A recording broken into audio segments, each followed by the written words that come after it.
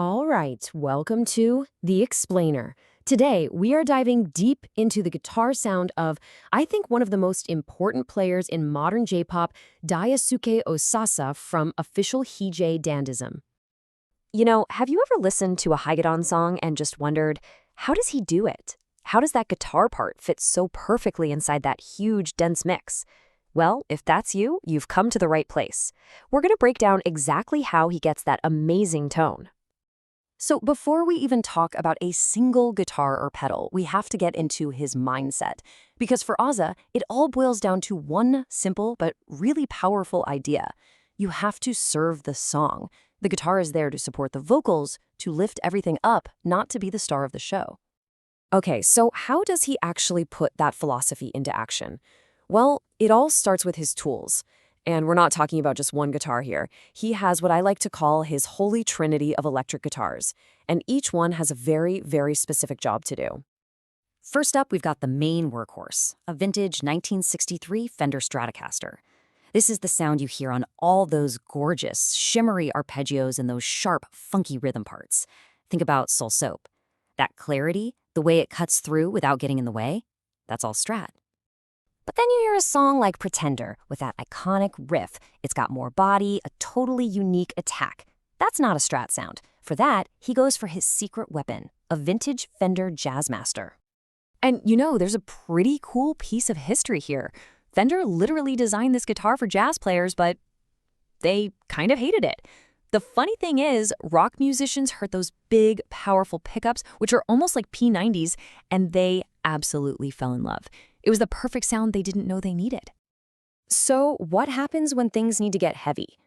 For those huge rock tracks like Crybaby or Tattoo? Well, that's when he brings out the big guns, Gibson Les Pauls. He's even got a vintage 55.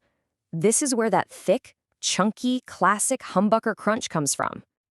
So when you look at it all together, you really start to see the method, right? This isn't random. Each guitar has a role. Strat for clarity, Jazzmaster for character, Les Paul for power. He's literally building the song sound layer by layer, choosing the perfect tool for each part. Of course, having the right guitar is only half the battle. You have to plug it into something great. So let's talk about the foundation of his entire sound, his amplifiers. Now, Ozasa doesn't really go for those super modern high-gain amps you see everywhere. He prefers what are called boutique amps. And what that really means is they're all about pure tone. They have tons of headroom, which means they can get really loud without distorting, and when they do start to break up, the sound is just incredibly rich and complex. And his go-to amp for this is the Bogner Shiva. Now, anyone who knows amps knows the Shiva is legendary. It has one of the most beautiful clean channels, period. And its drive channel is so dynamic. It cleans up when he plays soft and it roars when he digs in.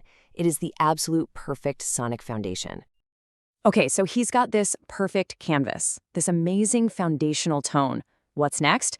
Well, now it's time to add the colors. And for a guitarist, that means effects pedals.